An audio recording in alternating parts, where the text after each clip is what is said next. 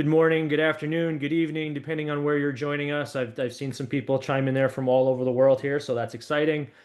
First off, thanks for being here today. I think we're gonna cover a really timely subject, and I'm excited to dig in, to what's exactly working with AI in the contact center, especially once you get beyond, all the headlines, all the vendor promises, all the different areas, and I think myself and my fellow panelists here will go through some really good questions. We'll go through some really good topics, and I'm excited to get started.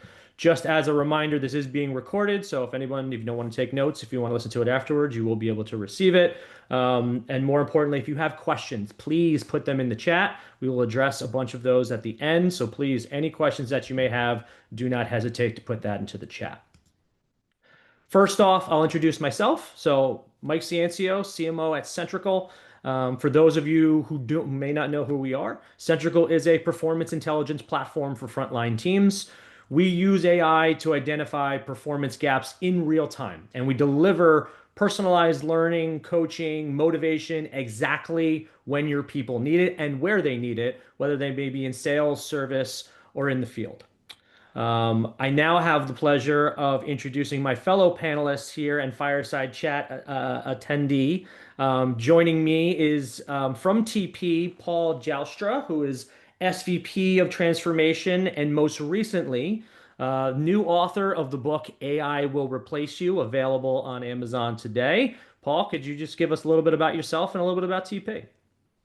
Yeah, thanks, Mike. And it's great being here. And thank you for all for joining in. I see people from all over the world. So really great to see you in this digital way. I'm Paul, based in the Netherlands, working in TP for about 14 years, having always been in IT and transformation, but always in the business side, right? So combining business and IT. Currently leading transformation for the EMEA region, so working close with our clients, with our major enterprises. I'm an AI geek. I'm a book author recently, like you mentioned, Mike, and I actually love traveling. So for those who don't know TP, TP is one of the I think they're one of the largest global digital integrated business services company. So we actually support companies managing their processes. So we have about 500,000 people all around the world. Currently, I'm in Cape Town, one of our sites, one of our biggest hubs in Africa, and we do this for 5 decades. And we deliver the most advanced digital powered CX services for the world's largest brands. Right, that's really cool. Um, Not only we are providing that with human employees, so augmented by AI, but also AI only. Right, so those are the kind of two elements which we're going to speak a bit more about today. So really pleasure being here, and thanks, Mike. Perfect. Great introduction. Really appreciate you joining us today, Paul.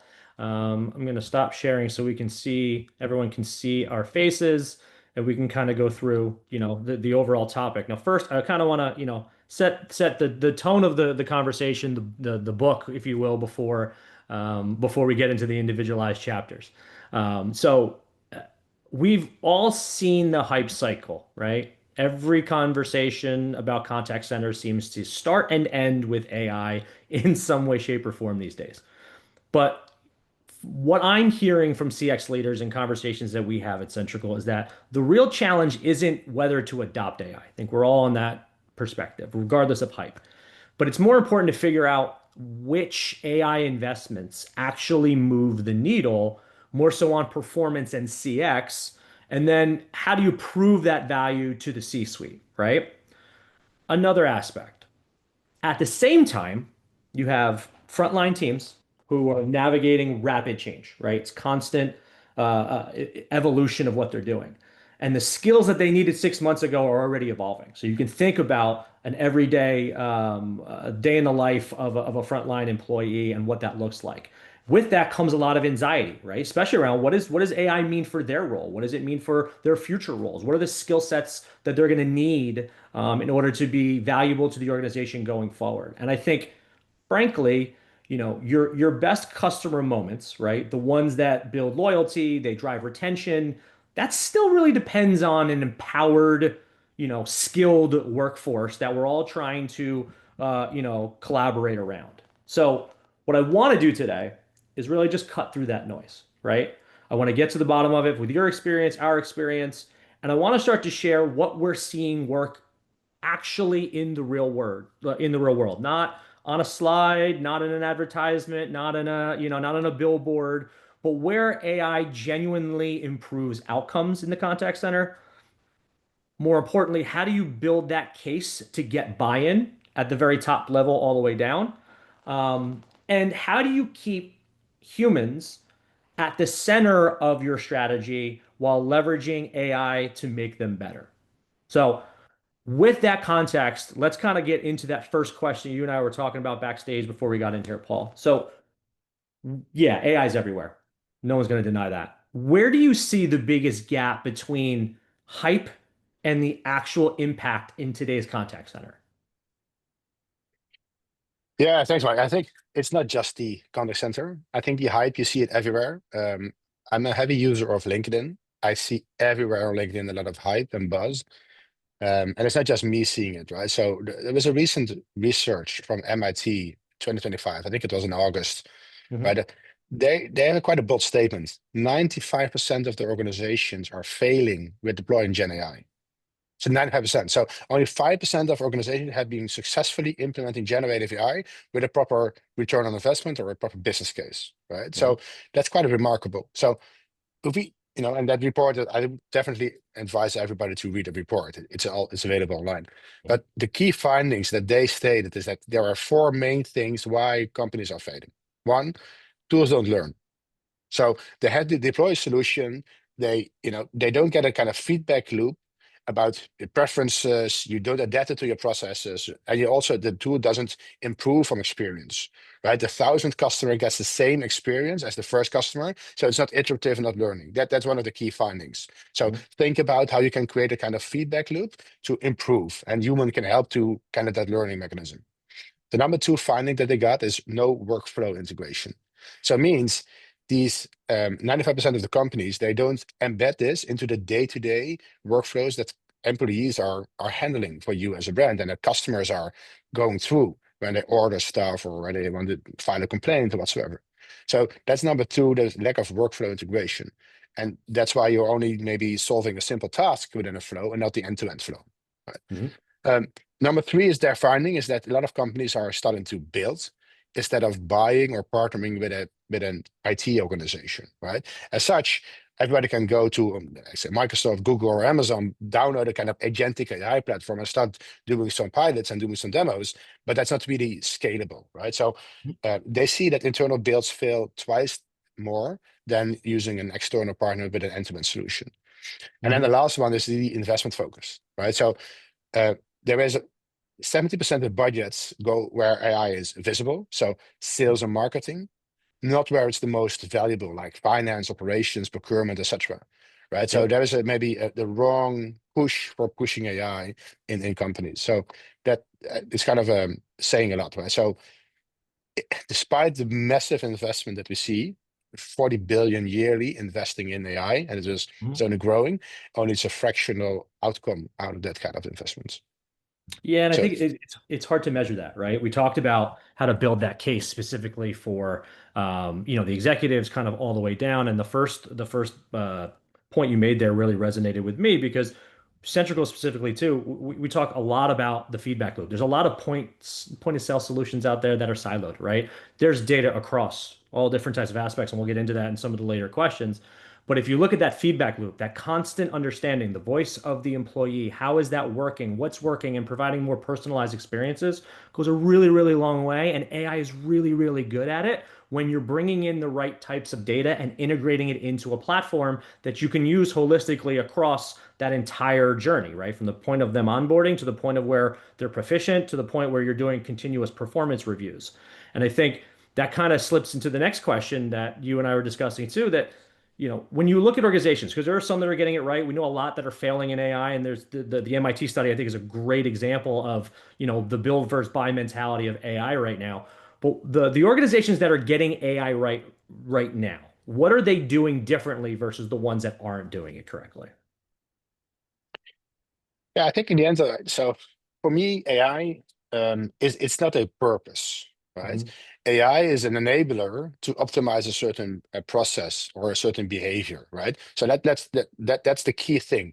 People that try to push AI as a kind of magic bullet, it will fail dramatically, right? So that's number one. Number two, you need to bring the people along your journey, right? So if you don't bring your employees, whether that is in a contact center or whether that is in a retail store or in a bank, you need to bring them on board to let them help you to embed it into day-to-day work, right? Because if they are a part of the solution, they will never use it, and then you have a zero adoption rate. That's what we see. So bring them along with you. And number three is, of course, in the end, it's about customer experience. So are you Hmm. implementing it to drive AI, or are you implementing it to actually drive better customer experience and better output, right? And that's what you should always try to keep to remember, right? So, I think that's key. There is another element, which is where do you want to put AI? So you have customer-facing AI, and we know Hmm. that the chatbots, the voice bots, etc., self-service kind of mechanism. Then you have agent-facing AI, which we call like agent assistance. So it can be summarization, knowledge base and next best answer, these kind of stuff, right? Hmm. And then you have what we call like the support department facing AI, which can optimize recruitment, training, coaching, quality, and continuous improvement, right? So those are the three layers. And then, I think that is also how you should think about where is my problem? What do I try to solve for? And then apply the right technology to solve that specific problem. And it's one of those three areas. And I think that's how we try to approach it in TP. Yeah, and I think breaking it down like that's it's really easy to digest in terms of the different areas where you can leverage AI. And you've said it yourself. You go on LinkedIn, you go to different areas. There's a lot of FUD in the market around AI, right? Fear, uncertainty, doubt of how far are you along in your AI journey? Am I falling behind in that journey? And as a marketer, you're seeing a lot of that FUD be very, very popular, and it's working really well because people are trying to find ways to use AI. But I think the most important thing you just said was not just using AI for AI's sake, right? There has to be a way, there has to be a problem, there has to be a workflow that you can build it into that shows results, right? And I think your adoption idea, right? Getting people involved early in the conversation for motivating them, training them, coaching them how to leverage AI on a day-to-day basis. Nothing motivates people more than to see themselves be more productive, to see the results on the other side of what they're doing, because we've had a ton of executive initiatives from the top down at any company of trying different tools and different softwares, and they're just not seeing the results. And I think, AI falls into that same realm. You have to make sure that your people are at the center of that strategy to make sure that it's being applied to not only the organization or the department that it's in for the results, but making sure that you're leveraging AI for personalized coaching aspects, motivation, different areas to make sure that they are learning in the way that they know how to learn. And that's peak performance, in my opinion. And I think the only way, and this kind of segues into the next question, the only way to do that is to make sure that you have data, right? Data any AI engine is only as good as the data that you're leveraging around it, right? Um, and with data everywhere, and you still think about the various legacy systems that are still in play, whether that's in the contact center. I mean, not that long ago, we were still arguing over on-prem to cloud, right? So there's still a lot of legacy systems, homegrown systems, things of that nature. How can what you're looking for is really an orchestration layer, right? That's really what's helpful for gathering all the data and pulling them in from the different systems. But how can organizations kind of create that layer that truly delivers the performance intelligence specifically across the contact center? Yeah, that's a really good question, actually. Data and data availability and also different systems out there is really an issue when it comes to AI. Mhm. In the end, we cannot solve everything, right? So, y- in my opinion, you always need to go step by step, right? You need to put a North Star, there is where I want to be, and then you need to start taking the first step, second step, etc. So it's an iterative process. Um, what we have done in TP with some of our clients is to really start with number one is interaction analytics. So interaction analytics means you are mining the data of all your calls, your chats, your emails, your customer feedback scores on verbatim, etc. You're mining that with a platform to actually convert these kind of conversations into insights. That's number one. Because if you have these insights, then you know on the agent behavior, both on hard skills but also on soft skills, how Mhm. is my advisor performing? right? So Hmm. how is it when it comes to product knowledge? How is it with their process knowledge, with their behavioral component like empathy, etc. Right? That's Hmm. crucial. So that's number one. If you have that, what we then did is we applied Centrical actually as the backbone, and we ingested all this data plus metadata from different other sources into Hmm. Centrical to convert it into personalized scores.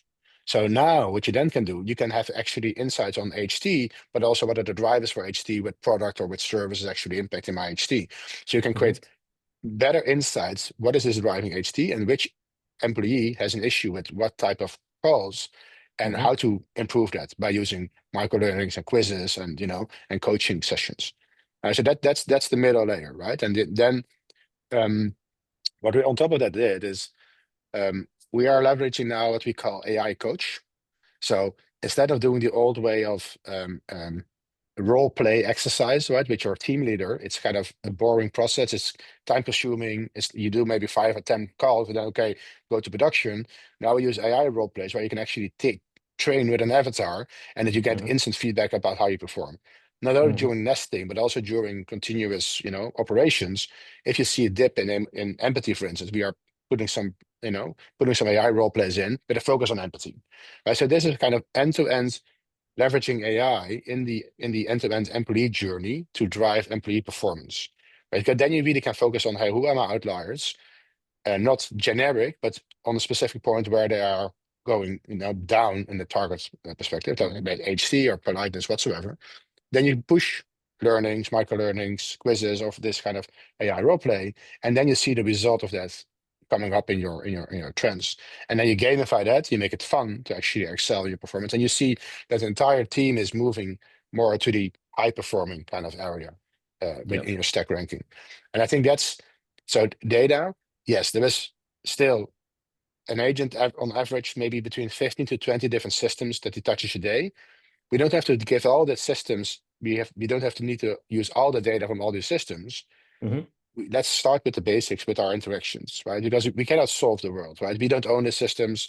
Clients will never give us access to CRM data, etc. We know, but you can start with where you can start with interaction analytics, and that's, I think it's the number one thing to go for, and then start building on top of that.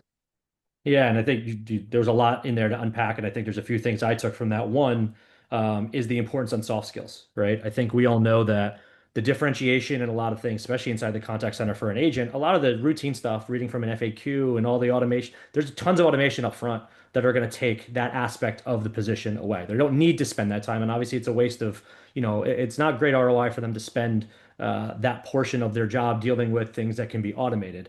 But I think even more importantly, what you said in there was in order to create their skills in a way that is evolving, right? We know that their job roles are evolving. You need to provide that personalized learning experience, whether it's through surveys, gamification, whether it's through, micro learning, whatever it is. You need to be able to provide that personalized journey for them. And if you also take into account some of the market conditions, I mean, look at the middle management layer of a lot of large corporations right now, right? We saw it in the past month. There's a lot of, flattening of that organizations for varying different reasons in that middle management layer. So what does that do for a contact center? You're going to have people, managers specifically, who may have had 15 or 18 people on their team, and now they have to manage 35. How do you do that effectively without leveraging the right data, right? And then providing them with that personalized journey for them to get better on the different areas that they're struggling with, because every person has areas of growth, but without having that orchestration layer, bringing in the different aspects of data onto the platform and then giving them the result, it's very, very hard to do. And I think the intelligence side of it is really, really important. You have aspects of data, which is great. There's data everywhere. But without being able to pull the insights, the intelligence from it, and then giving them proactive ways to improve upon it is paramount to, what we do at Yeah. Centrical, but obviously what you guys do at TP as well. Yeah, I think there was maybe one more element, right? Because yes, on the BAU, the running the operations, this is kind of critical. But I think also in this whole onboarding experience, Mm. I'm, you know, I think in our industry, we are doing things for the last 30 years in a similar way. Hmm. Well, during COVID, we started to do remote learning and onboarding, etc. But still, we are doing classroom training, 40 hours a week, 2 or 3 weeks in a row. it's a one size fits all approach, which is also the same in our Skoda system, by the way. But that's another conversation, right? Um, Hmm. I think now we have the capability by leveraging technology and AI to personalize that kind of onboarding experience. To give Hmm. an example, we work for one of our clients, which is Samsung. We hire people that are Generation Z. They know Samsung products like phones, etc. So we do a skills assessment up front to understand what are their learning needs. Because if they already use a Samsung for 6 to 7 years, we don't have to teach them how to use the phone. Hmm. So if you do that kind of baseline assessment, then we can create a dedicated and a personalized onboarding training that fits that person's need, rather than a one size fits all 3 weeks in a row. And by Yep. taking that approach, you are revolutionizing the way how you train, how you educate, but also you are shortening the onboarding curve. In this case, for instance, we reduce the onboarding time by 50%, which is remarkable. So that's a one element, right? So AI will help you to personalize it and move Hmm. away from a one size fits all to a more personalized approach, which is far more Hmm. effective. And Yep. that's another element. Yeah, and it's a really good point because time to proficiency is, the next step after onboarding. How quickly can people get up to the point of being very effective inside of the conversations, and that's always a really good element. And that 50% stat is empowering, right? If you think about cutting people's onboarding time, efficient onboarding by 50% is a really interesting way of driving value in an organization that a lot of people aren't focused on up front. And one of the other areas that we talk about at Centrical a lot is taking kind of like that classroom training and then putting it into real world training, like in the flow of work, right? Because a lot of what, and this gets us into one of our next questions here, is the continuous improvement model, right? Especially when you're trying to do performance reviews and things of that nature, AI really allows us to do things in the flow of work, right? And I think that's really, really important that you're not being pulled out, you're not doing things, pulled into different types of trainings and taking you out of the day-to-day operation. We want to make sure people are learning in the flow of work. And when you look traditionally at, contact center operations, because they've relied heavily on that very similar cycle of recruiting, onboarding, training, performance reviews, but more importantly, they're probably only analyzing a small percentage of the interactions, right? That intelligence and insight you were talking about. Maybe a handful, maybe one or two out of 300 to 600 interactions, right? So how can technology, specifically AI in the contact center, but how can we change that model, and what's the result of that long term, do you think? Yeah, that's a really fair point. So actually, 8 years ago, I think 2017, we started interaction analytics in our company, right? So um, and one of the first thing that we noticed that, hey, this is so powerful. We can really move ahead with this and revolutionize the way how we do quality. Because what you're saying is right. So typically an agent takes 30 calls a day. Let's say the agent works for 5 days a week. You take 150 calls a week. In a month is about 600. Hmm. On average, we maybe do two or three of these calls. We do a quality form on in our industry average.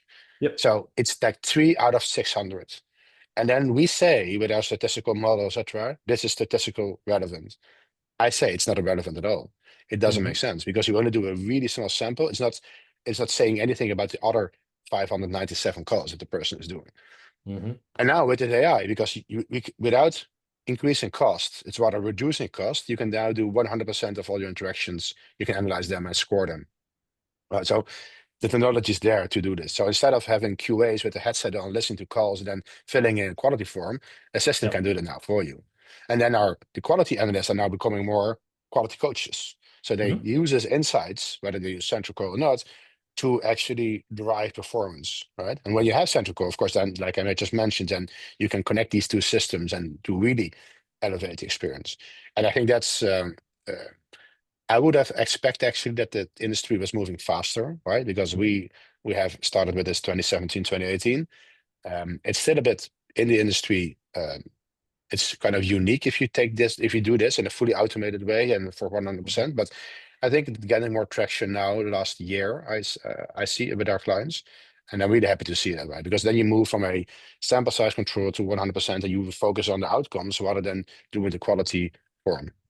Yep. And Yeah. and we spoke about it earlier in terms of the different types of outcomes, right? The value, everyone looks at, ROI specifically on their investment in AI. And I think TP and obviously Centrical, we take a little bit of a different look, in terms of ROI. I call the new ROI is return on individual because there's a lot of things that AI is going to be able to do to automate certain things and then help with that return on that individual, the human element of it. And in that same vein, right, the point of showing the outcome, showing the value, and proving that up in terms of getting buy-in, when you're in your experience and the conversations you had, kind of when you're presenting this AI innovation to leadership, right?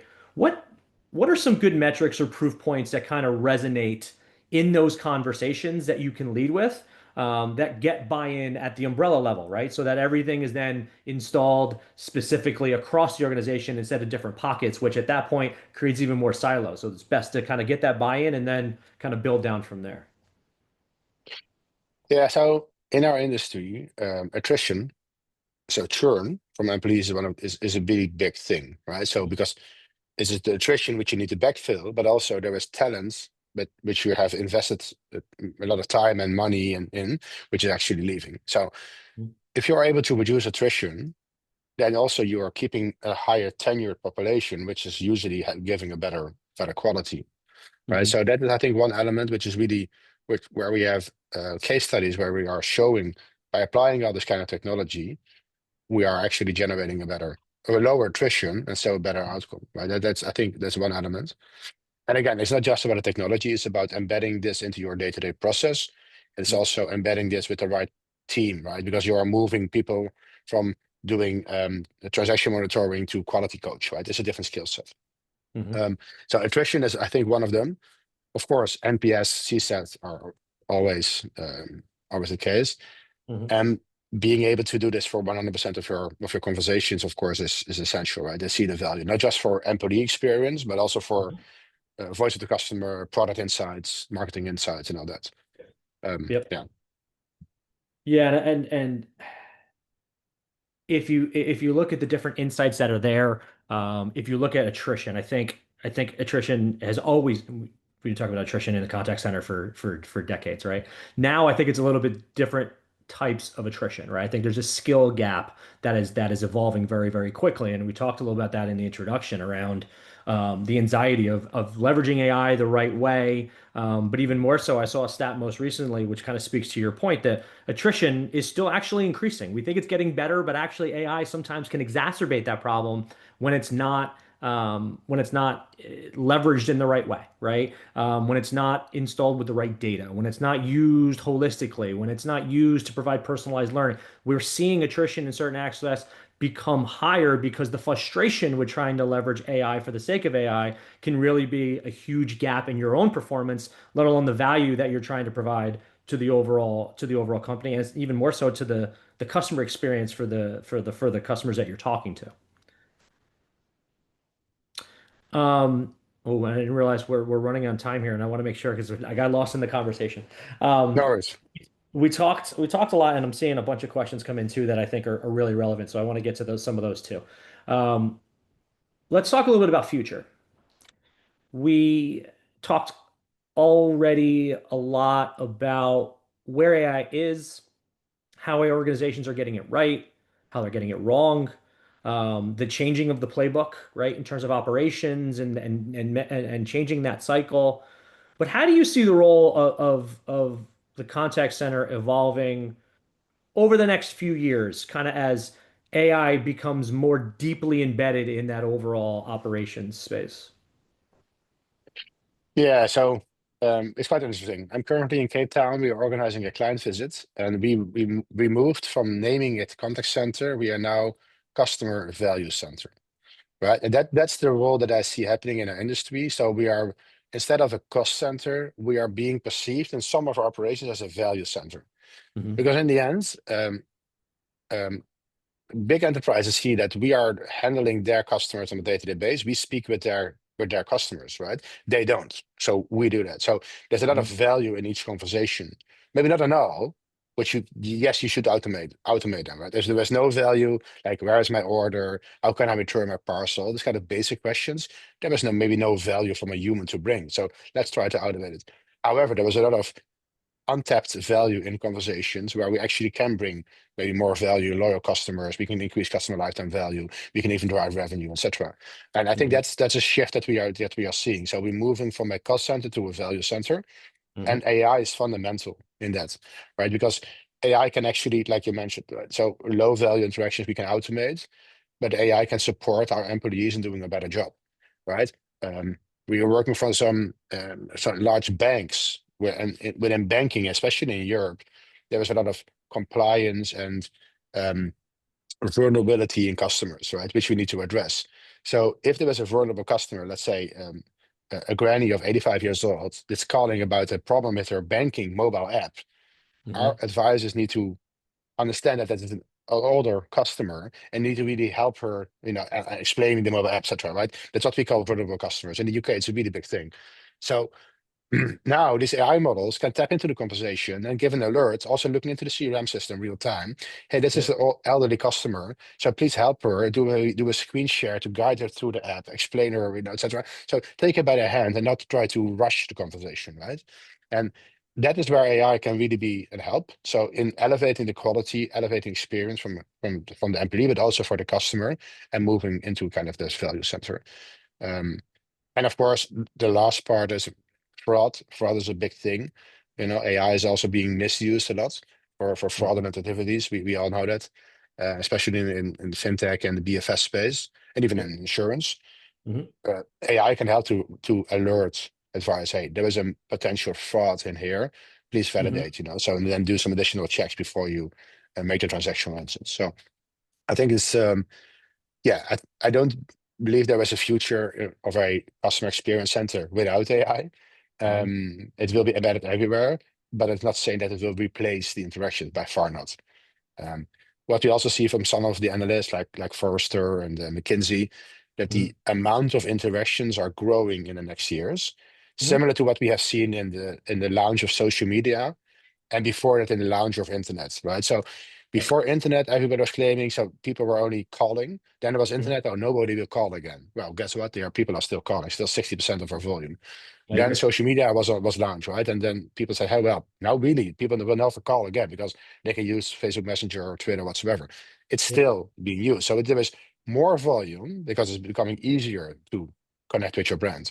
And now generative AI, you have GPTs, in ChatGPT, etc., where you can Hmm. connect with brands. So the companies are removing the effort to contact them by multiple channels, and that's why there is a tendency to increase in conversations.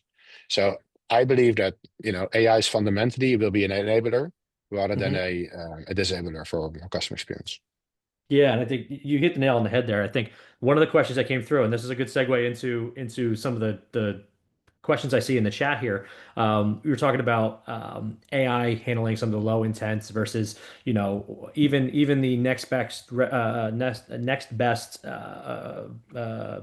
alternative for the agent to use the script. Should I read off the script? Should I not use what AI is telling me to do? Should I use my own personal experience? Do I know that this is a certain generation that wants to conversate a certain way? And the question, I'll read it verbatim so you can kind of give us your thoughts. But it said that they've implemented real-time AI recommendations for their frontline agents, but it's actually been really, really challenging. And now it's even harder to kind of measure the agent's performance because many of the agents feel like AI is working against them when they use their own judgment, or do they personalize that interaction instead of following the script that everything was kind of provided from that perspective? So, what do you think? How do you address a situation like that? And kind of, there's a lot in that question to think about it. But how would you address that Yeah, that initial question? we had the same problem actually. We had really the same problem 3-4 years ago. Before Hmm. generative AI, we launched a similar model, which we called collective memory. So Hmm. we assumed every question has been asked before. As such, we assume that every answer had been already given before. So if we will be able to create a model, which was a kind of really, really advanced machine learning model with vectorization, all that kind of stuff, Hmm. new conversation comes in, in the model, we check, okay, what is the closest question that has been asked before to this question? Is there a kind of a 99% match? Okay, then probably this is the right answer because this was given before.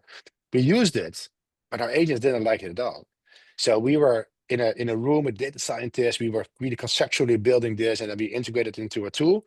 And in the end, it was not working. And the reason why it was not working, because advisors were not involved in the beginning, right? And they didn't feel like they were part of the solution.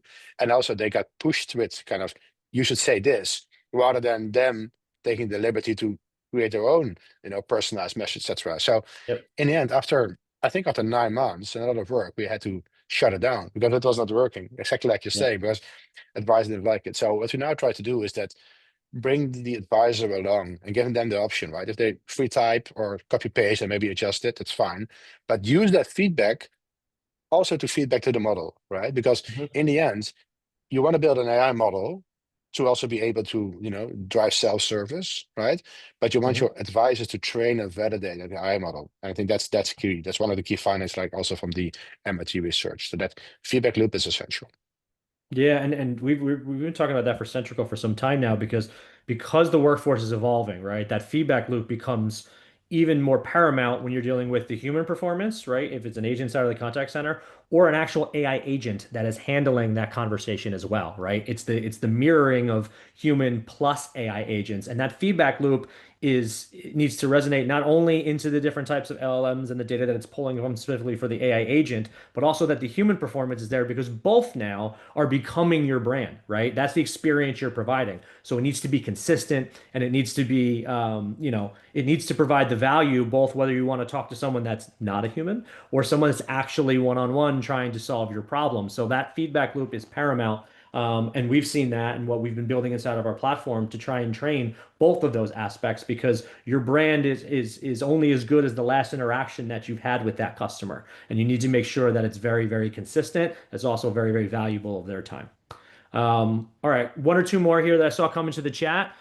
I always like this question when it comes through because someone always has a question of, you know, great content, love all the input, love where it went, but kind of how do I get started in a sense if I'm behind, right? If I'm not in implementing AI specifically in the contact center for my agents or the like, maybe they're planning a few AI pilots in the contact center, right? Regardless of the technology.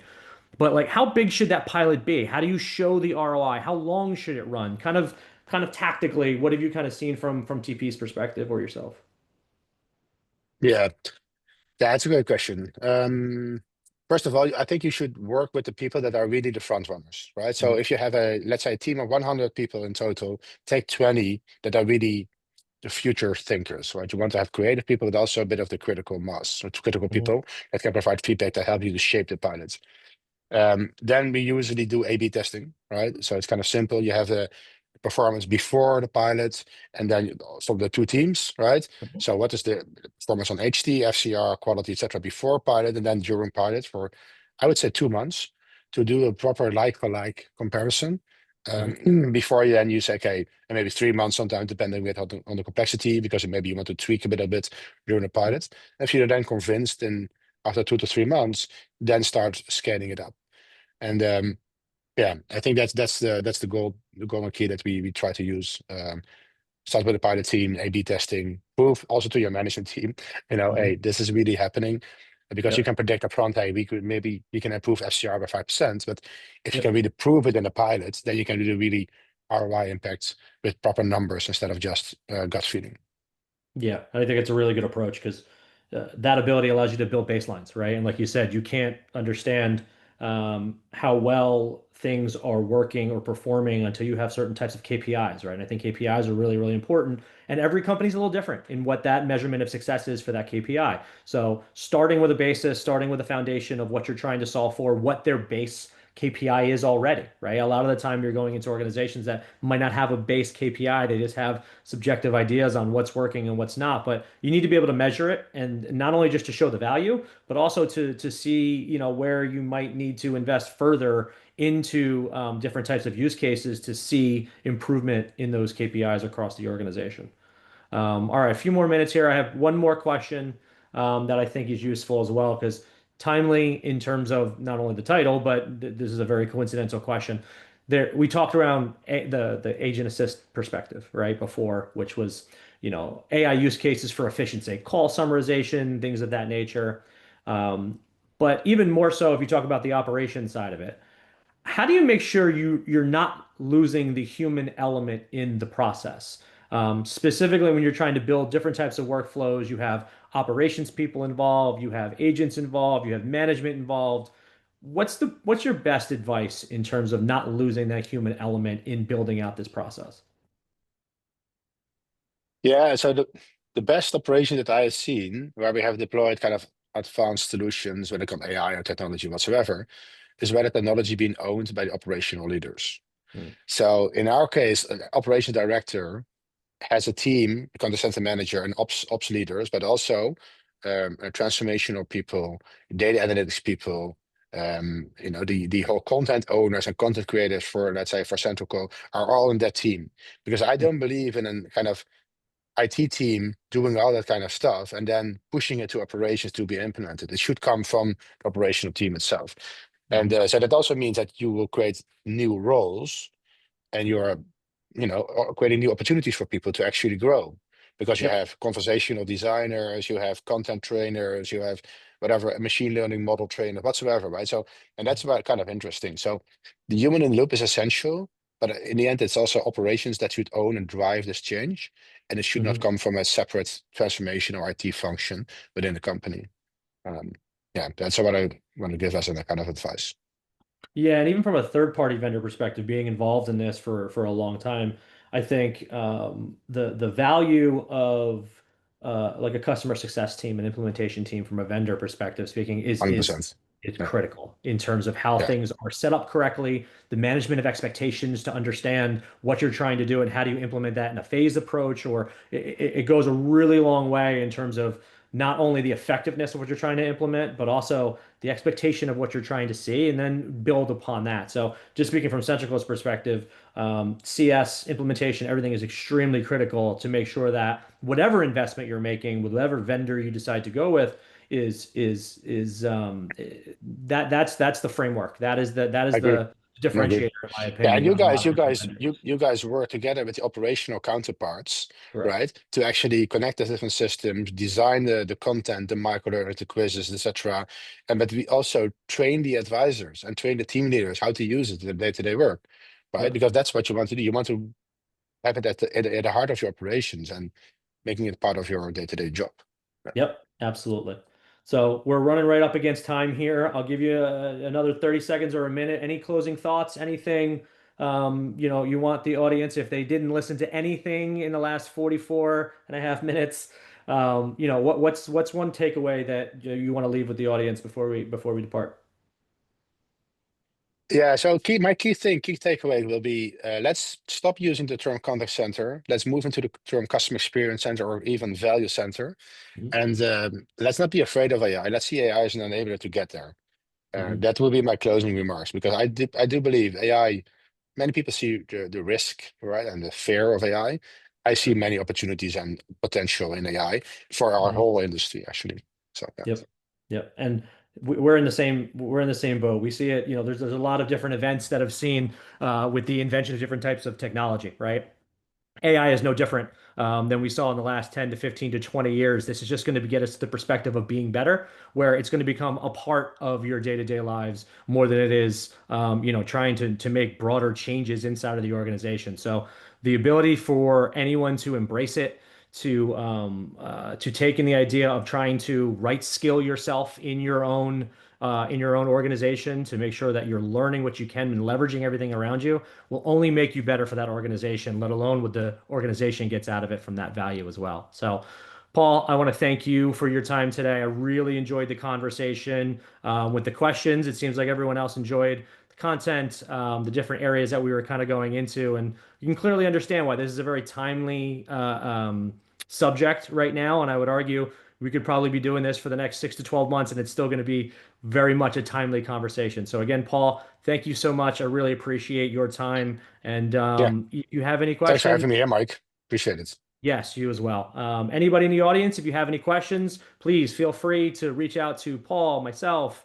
We'll have some follow-ups with on demand for the recording of this webinar. But I want to thank everyone for their engagement.